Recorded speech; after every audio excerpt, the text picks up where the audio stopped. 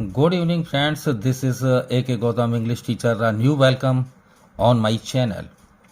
Friends, इससे पहले मैंने प्रोनाउन पर दो वीडियो बनाई हैं, पार्ट 1 पार्ट 2। फ्रेंड्स, ये पार्ट 3 है वीडियो, जो कि स्पेशली रिलेटिव प्रोनाउन के लिए है। फ्रेंड्स, ये रिलेटिव प्रोनाउन 12th क्लास के सिलेबस में सिंथेसिस करने के लिए बहुत ही उपयोगी है। और भी कई जगह हैं ऐसी जहां पर रिलेटिव प्रोनाउन का प्रयोग होता है। फ्रेंड्स, इसलिए मैंने इसकी स्पेशल वीडियो बनाई है। तो समझिए, ये प्रोनाउन का 9वां प्रकार है रिलेटिव प्रोनाउन। इसको फ्रेंड्स हिंदी में कहते हैं संबंधवाचक सर्वनाम, यानी कि वह सर्वनाम है ये जिसका प्रयोग किसी नाउन से संबंध प्रकट करने के लिए होता है। फॉर एग्जाम्पल, जैसे कि द बॉय यानी who works hard must succeed. जो लड़के यानी कि जो लड़का कठिन परिश्रम करते हैं या करता है वो सफल अवश्य होता है। जैसे कि here is the boy who is my friend. ये जो यहाँ लड़का है ये मेरा एक दोस्त है। I know the name the man who came here yesterday. मैं उस आदमी को जानता हूँ जो कल यहाँ पर आया था। या where are the boys who want to see me, यानी कि वो लड़के कहाँ हैं जो मुझसे मिलना चाहते हैं। Those whom the gods love die young, यानी कि जो भगवान को प्यारे लगते हैं वो जल्दी ही यानी कि मर जाते हैं। तो फ्रेंड्स, यहाँ पर ये देख रहे हो कि यहाँ जो ये हु है ये रिलेटिव प्रोनाउन है। यहाँ पर ये हु ये भी रिलेटिव प्रोनाउन, यहाँ पर भी ये रिलेटिव प्रोनाउन या ये है यहाँ। और फ्रेंड्स, यहाँ पर है हुम। हु नॉमिनेटिव केस का प्रोनाउन होता है फ्रेंड्स। हुम इसका ऑब्जेक्टिव केस का प्रोनाउन है और हुज यानी कि पजेसिव केस का प्रोनाउन होता है। तो फ्रेंड्स, यहाँ पर आप देख रहे हैं कि ये जो सेंटेंसेस हैं ये सब हु से या हुम से इस तरह जुड़े हुए हैं। तो ये वर्ड्स एक तो हिंदी में जो की आवाज निकालते हैं, दूसरे ये रिलेटिव प्रोनाउन होते हैं। विशेष बात यह है कि रिलेटिव प्रोनाउन का प्रयोग दो वाक्यों को जोड़ने के लिए होता है। यहाँ फ्रेंड्स मैं आपको अलग अलग करके दिखा रहा हूं। जैसे कि सेंटेंस है कि you are the man I wanted to see. ये दो सेंटेंसेस हैं। तो फ्रेंड्स, जब हम इनको दोनों को ऐड करेंगे, ये जोड़ेंगे, तो यहाँ ये जो पहला वाला सेंटेंस है एक तरह से इसको कहते हैं प्रिंसिपल क्लॉज। फ्रेंड्स, जब क्लॉज की कोई वीडियो बनाऊंगा तो तब इसके बारे में मैं एक बार फिर जिक्र करूंगा।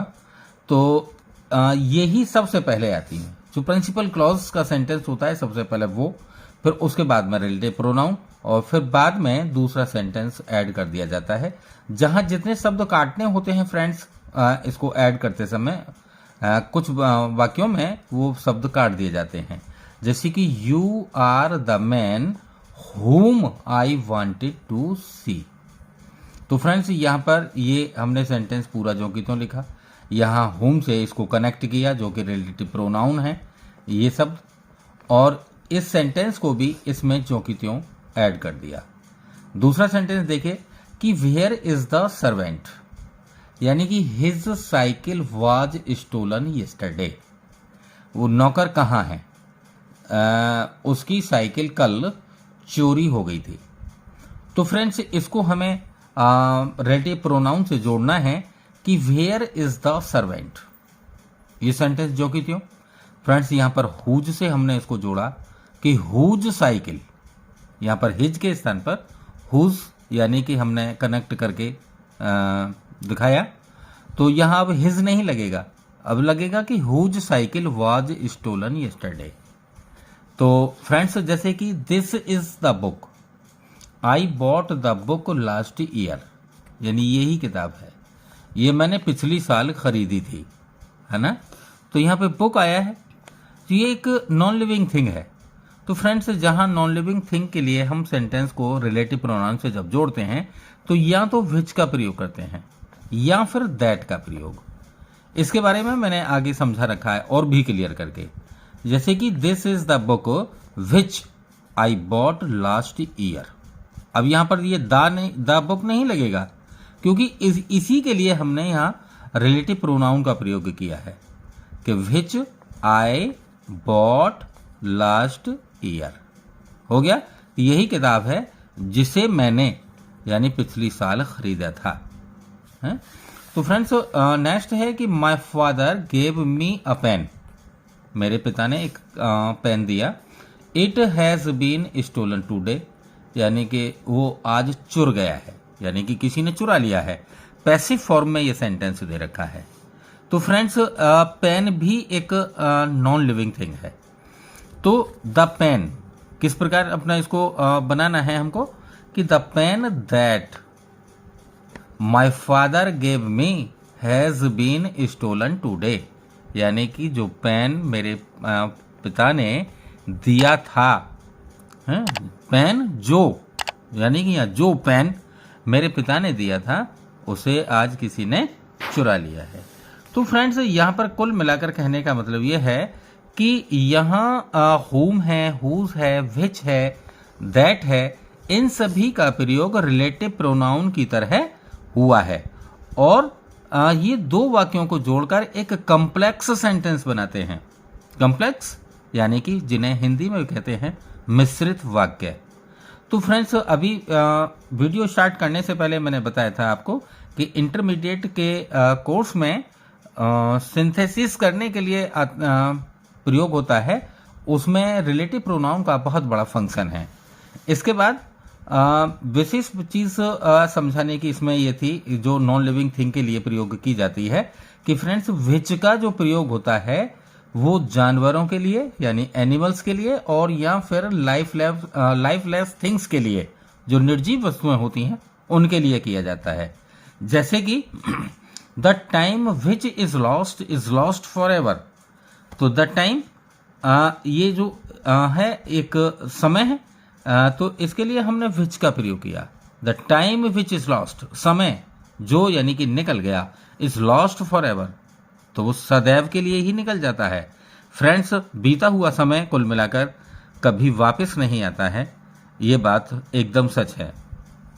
इसलिए don't waste your time, utilize that time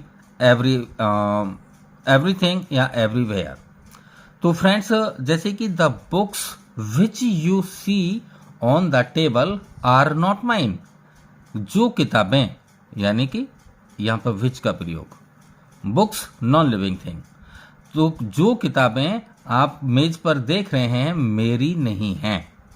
तो फ्रेंड्स यहां पर देखिए टाइम, यहां बुक, ये सब दे रखे हैं और इनका प्रयोग इनके लिए यानी कि विच का प्रयोग किया गया है।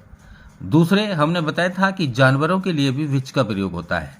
The horse which I bought yesterday has died today.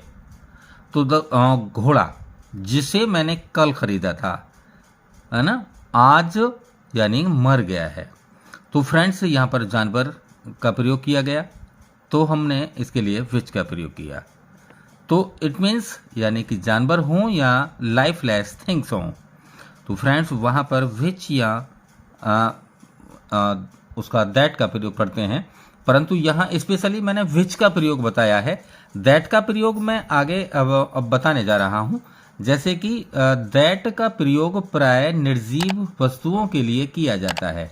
निर्जीव वस्तुएं यानी कि लाइफलेस थिंग्स जितनी भी हैं, जैसे कि Ram has stolen the pen, sorry Ram has lost the pen that I gave him yesterday.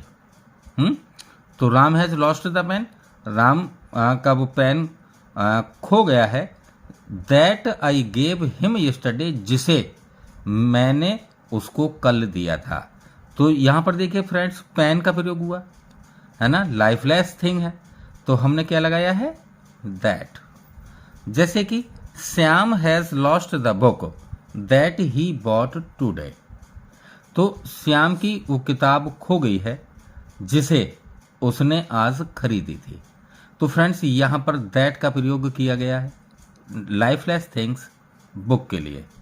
तो कुल मिलाकर फ्रेंड्स जो बिल्कुल ही लाइफलेस थिंग्स होती हैं वहाँ पर हम दैट का प्रयोग करते हैं, और जहाँ लाइफलेस थिंग्स या फिर जानवर होते हैं वहाँ पर हम विच का प्रयोग करते हैं। तो ये थोड़ा थोड़ा अंतर मैंने आपको अलग अलग करके दिखाया है, जबकि ऊपर हमने बताया था कि दैट का प्रयोग या विच का प्रयोग नॉन लिविंग थिंग्स के लिए किया जाता है।